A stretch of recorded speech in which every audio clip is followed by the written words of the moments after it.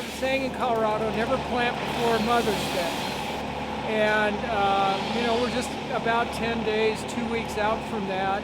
It's a little unusual, but we see this, and then we get a lot of the tree limb breakage.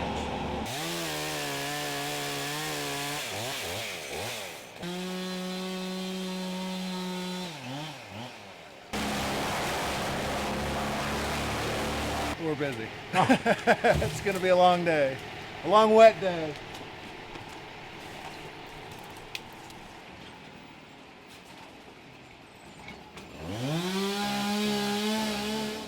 I've seen storms late in the season, but nothing like this where, trees are almost fully leafed out and we get this super heavy wet snow this late with these like cold temperatures for multiple days, and that's pretty hard on us.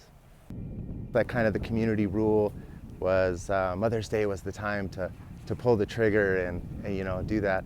But it seems that kind of pushing it off a little bit, a little bit later in the year, we're starting to see these snowstorms in mid to early May, and it's just crazy.